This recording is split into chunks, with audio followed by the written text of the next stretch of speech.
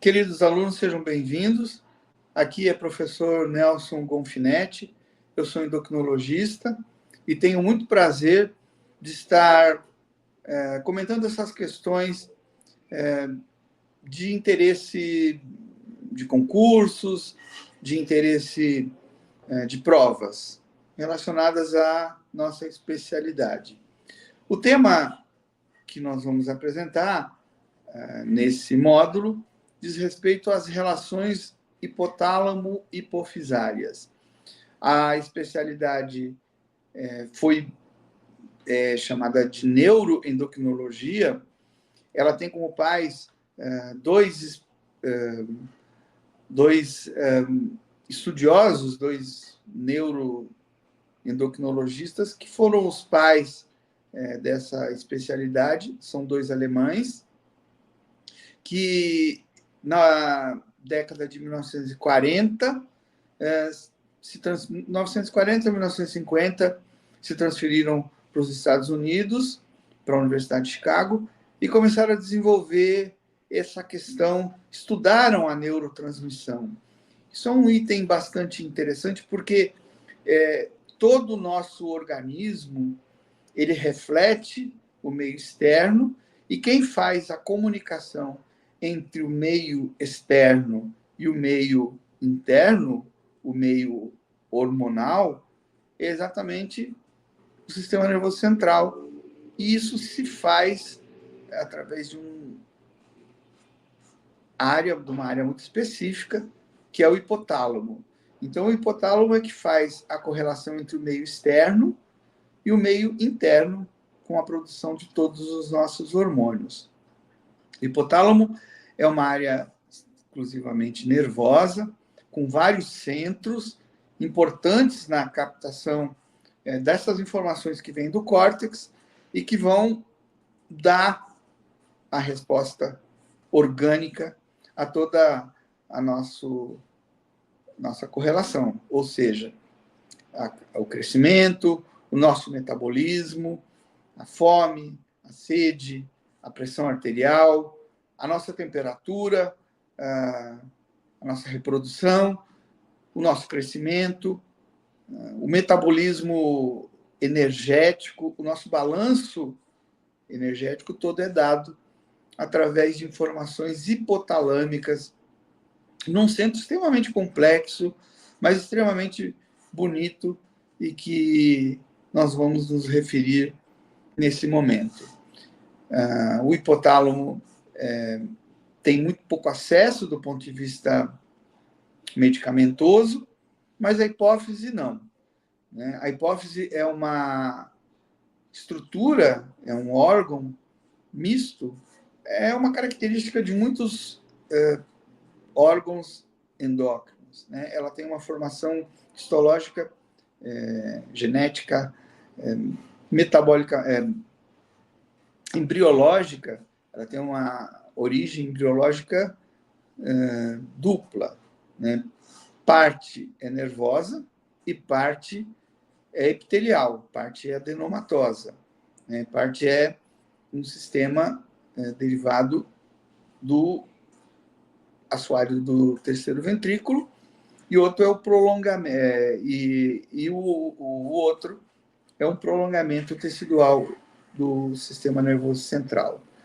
Então, enquanto que no hipotálamo nós temos vários núcleos, cada um responsável pelo seu funcionamento, e o outro, e a glândula hipófise, por sua vez, é essa interface. Eles são divididos pelo infundíbulo, eles são conectados pelo infundíbulo ou pela haste hipofisária.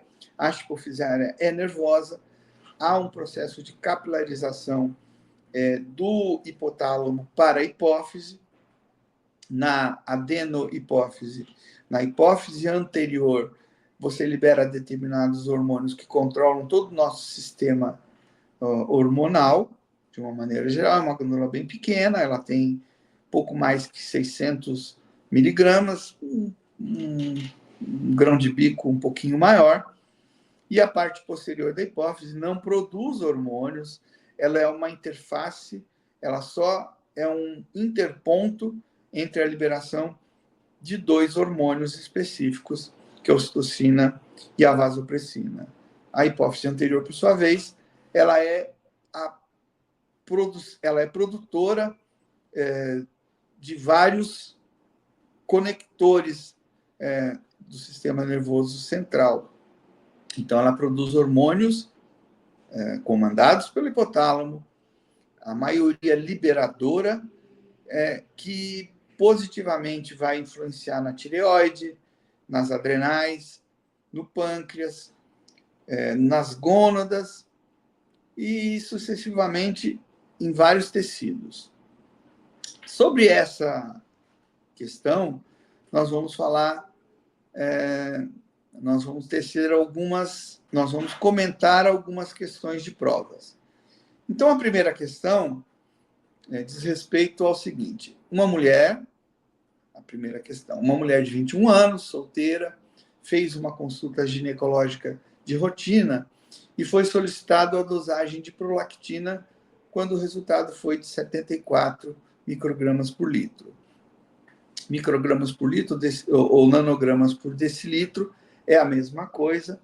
E hoje, mais ou menos, a mulher tem que ter até 25, depende do método, 27 microgramas por litro de prolactina. Esse é o valor da normalidade. A prolactina, ela está, já vou adiantando, sob constante bloqueio, sob constante inibição. É o único hormônio que está ali sob constante inibição na hipófise. Essa mulher refere atraso menstrual no último mês. Qual é a alternativa incorreta em relação à abordagem desse quadro? E tem a gonadotrofina coriônica, ou HCG, deve ser solicitado se a paciente referir vida sexual ativa. Tem B, a macroprolactinemia pode ser a causa da alteração laboratorial, especialmente se o paciente negar o uso de medicamentos e não apresentar outros sinais de hiperprolactinemia. Na questão C, a dosagem do TSH é importante, pois até 20% dos casos de hipotireoidismo primário, é aquele hipotireoidismo que se dá por defeito na produção de hormônios pela tireoide, pode cursar com hiperprolactinemia. Então, 20% pode cursar com hiperprolactinemia. Na questão D, uma possibilidade diagnóstica é de síndrome dos ovários policísticos, que cursa com valores elevados de prolactina em até um terço das mulheres. E a questão E, o prolactinoma é uma possibilidade diagnóstica que não deve ser considerada. Então, nós vamos comentar a respeito dessa questão. Prolactina é um hormônio somente importante em uma situação, que é a lactação. Fora isso, ele é ruim quando ele está alto, tanto para o homem como para a mulher. Então, hiperprolactinemia, ele é definido como uma elevação dos níveis de prolactina e, frequentemente, causa problemas reprodutivos, tanto no homem como na mulher, especialmente a infertilidade anovulatória em mulheres. A hiperprolactinemia é uma alteração, então, endócrina comum, é a mais comum do eixo hipotálamo hipofisário, predominantemente no sexo masculino, no sexo feminino, perdão. No homem ela é mais rara, mas quando você tem hiperprolactinemia no homem, ela é mais importante e provavelmente mais grave do que na mulher. Tem uma causa mais grave do que na mulher.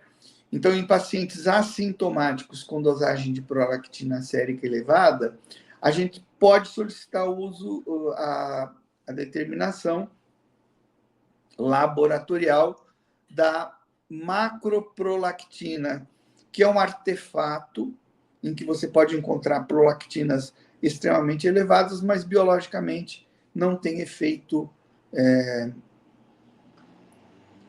bioquímico, não tem efeito metabólico. Então, não é importante, não deve ser tratado.